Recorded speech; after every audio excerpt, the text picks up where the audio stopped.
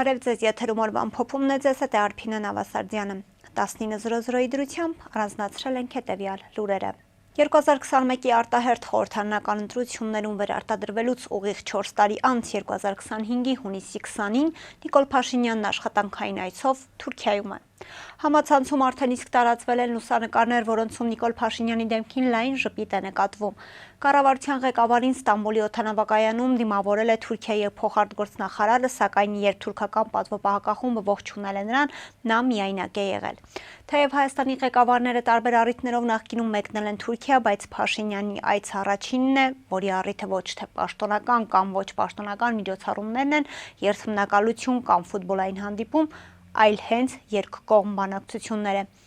Նիկոլ Փաշինյանի թիմակիցներն այս այցը պատմական են համարում։ Թուրքական լրատվամիջոցների փոխանցմամբ Փաշինյան-Էրդողան հանդիպումը կմեկնարկի Երևանի ժամանակով ժամը 19:00-ին։ Նիկոլ Փաշինյանը դեռ Ստամբուլ չէր հասել, երբ հայտնի դարձավ, որ ադրբեջանական զինուժը կրկին կրակել է Սյունիքի ուղղությամբ։ Պաշտպանության նախարարությունից հաղորդում են, որ այսօր ժամը 08:00-ից 09:00 ընկած ժամանակահատվածում Ադրբեջանի զինված ստորաբաժանումները կրակ են բացել Սյունիքի մարզի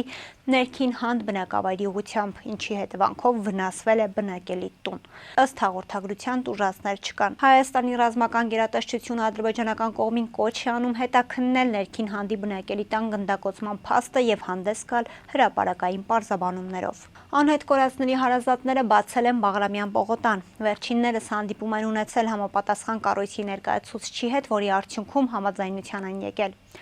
Փոխըմբռնման արդյունքում որոշեցինք գնալ համատեղ կոմպրոմիսի։ Մենք կդադարեցնենք ակցիան, երթևեկությունը կվերականգնվի, առաջիկայում մեզ խոստացվել է հանդիպում, մեր բարձրացված հարցին մեր պահանջը իրագործվելու, ասել է անհետ կորած զինծառայողների հարազատներից Արման Կիրակոսյանը։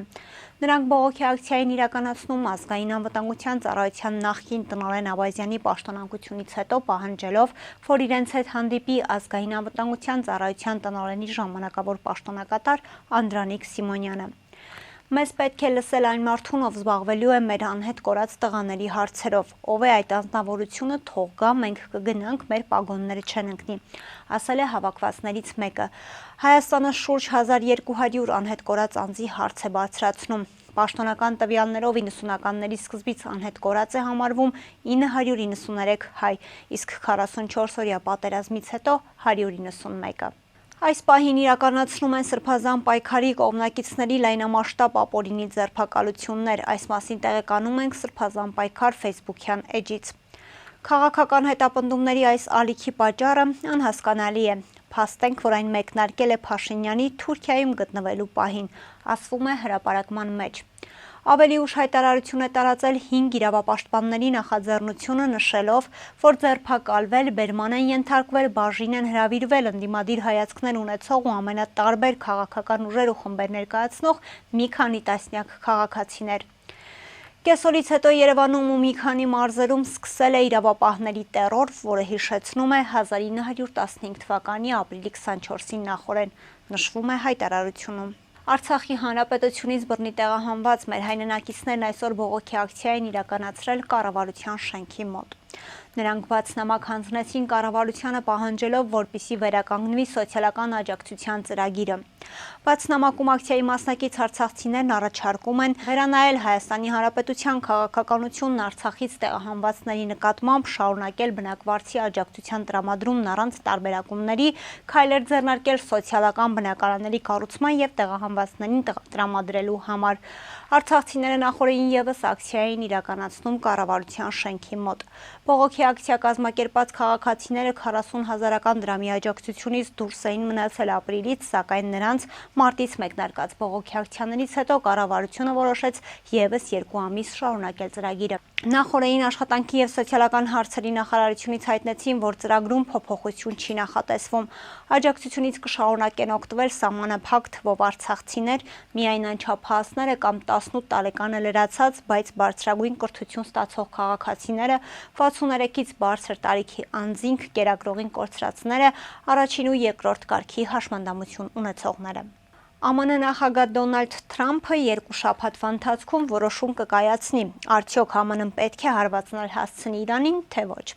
ԱՄՆ նախագահի հայտարարությունը ճեպազրույցի ժամանակ մեջբերել է Սպիտակ տան մամուլի քարտուղար Քերոլայն Լևիթը։ Թրամփի պնդմամբ դեռևս կա հավանականություն Թեհրանի հետ բանակցությունների անցկացման վերաբերյալ։ Կախված նրանից, որ Իրանի հետ բանակցությունների զգալի հավանականություն կա, որոնք կարող են տեղի ունենալ կամ չունենալ մոտ ապագայում, ես որոշում կկայացնեմ առաջիկա 2 շաբաթվա ընթացքում։ Ճեպազրույցի ժամանակ Թրամփի հայտարարությունն ընթերցել է Լևիթը։ Երեկ ամերիկյան մի շարք լրատվամիջոցներ գրել էին, որ Թրամփը հավանություն է տվել Իրանին ամերիկյան հարվածներ հասցնելու նախագծին, բայց վերջնական հրաման չկա։ Թրամփն իրավակ օգնականներին հայտնել էր, որ հավանություն է տալիս հարձակման ծրագրերին, սակայն առայժմ ձեռնպահ է մնում սպասելով, արդյոք Թեհրանը կհրաժարվի իր միջուկային ծրագրից։ Ամերիկյան հարվածի հնարավոր թիրախը Ֆորդոյում ուրանի հարստացման գործարանն է։ Նիկոլ Փաշինյանը Ստամբուլում հանդիպում է ունեցել տեղի հայ համայնքի ներկայացուցիչների հետ։ Այս մասին նա տեսանյութ է հրապարակել իր ֆեյսբուքյան էջում։ Կառավարության ղեկավարն իր խոսքում կարևորել է Թուրքիա կատարած աշխատանքային այցը, ընդգծելով, որ այն իրականություն է դարձել վերջին շրջանում Թուրքիայի հետ ակտիվացած երկխոսության արդյունքում։ Նա նշել է Թուրքիայի նախագահ Ռեջեփ Թայիպ Էրդողանի հետ նախատեսված հանդիպման կարևորությունը, հույս հայտնելով, որ այն նոր ազդակ կհաղորդի երկկողմ հարաբերություններին։ Փաշինյանի խոսքով այցի հիմքում ընկած են Հայաստան-Թուրքիա միջպետական հարաբերությունները, իսկ ընթացող գործընթացը հարաբերություններ հաստատելու օրակարգ է, որը բխում է երկու երկրների շահերից։ Միաժամանակ նա շեշտել է Թուրքիայի հայ համայնքի դերը միջպետական հարաբերությունների հաստատման և երկխոսության խորացման գործընթացում։ Փաշինյանը պատասխանել է նաև հանդիպման մասնակիցների հարցերին։ Կրեմլն ուշադիր հետևում է Հայաստանում Տաշիր ընկերությունների խմբի ղեկավար Սամվել Կարապետյանի ձերբակալության հետ կապված իրավիճակին և պատրաստ կլինի նրան ցուցաբերել անհրաժեշտ օգնություն։ Այս մասին ասել է Ռուսաստանի նախագահի մամուլի քարտուղար Դմիտրի Պեսկովը, անդրադառնալով Կարապետյանի կալանավորմանը և դրա շուրջ ծավալվող զարգացումներին։ Իհարկե մենք մշտად դիտարկում ենք, մեզ համար նա Ռուսաստանի քաղաքացի է, մենք չենք ուզում խառնվել Հայաստանի ներքին գործերին, բայց մենք իհարկե ամենից ուշադիր հետևում ենք այն ամենին, ինչ կապված է Ռուսաստանի Դաշնության քաղաքացու հետ։ Անհրաժեշտության դեպքում իհարկե Ռուսաստանը պատրաստ կլինի ողջ անհրաժեշտ օգնությունը տրամադրել Սամվել Կարապետյանին, լրագրողներին ասել է Պեսկովը։ Շամշյանքոմի փոխանցմամբ այսօր ավտովթար է տեղի ունեցել Արմավիրի մարզում։ Ժամը 14:40-ի սահմաններում Արմավիրի մարզի բնակիչ 20-ամյա Ջոն Դիջջն իր վարած Mazda 5 մակնիշի ավտոմեքենայով դեռևս անհայտ հանգամանքներում Մերձավան բնակավայրի Մերձավանի խճուղի 24 հասցեի դիմաց բախվել է բետոնե էլեկտրասյանն ու պարսպին։ Վթարի հետևանքով ըստ նախնական տեղեկությունների բարեբախտաբար տուժածներ չկան։ Վթարի փաստով Պարեկային ծառայության Արմավիրի մարզի գումարտակում փաստաթղթեր են ձևակերպվում։ Վարորդը ենթարկվել է սթափության փորձաքննության, եղել է սթափ։ Բախման հետևանքով վնասվել է բետոնե էլեկտրասյունը։ Խոշոր ու ողբերգական ավտովթար է տեղի ունեցել Կոտայքի մարզում։ Ժամը 03:10-ի սահմաններում Նիսան մակնիշի ավտոմեքենան Երևան-Աշտարակ ավտոճանապարհի Կոտայքի մարզի վարչական տարածքում դեպի Երևան ընթանալիս դեռևս անհայտ հանգամանքներում բախվել է բաժանարար գոտում տեղադրված ճանապարհային երթևեկությունը կարգավորող ցուցանակին, ապա հեռախոսի և ինտերնետի համար տեղադրված դիտահորին և առաջ ընթանալով բախվել երկաթե էլեկտրասյանը։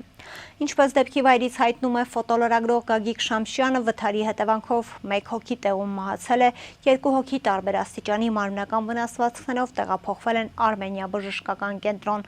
Դեպքի վայրում հավաքված քաղաքացիները նշում էին, որ բժիշկները վիրավորներին մինչև հիվանդանոց տեղափոխելը տեղում առաջին բուժօգնություն են ցուցաբերել։ Քննիչի հանձնարարականով մետաղե ջարդոնի վերածված ավտոմեքենան տեղափոխվում է ոստիկանության Նաիրիի բաժնի պահպանվող հատուկ տարածք։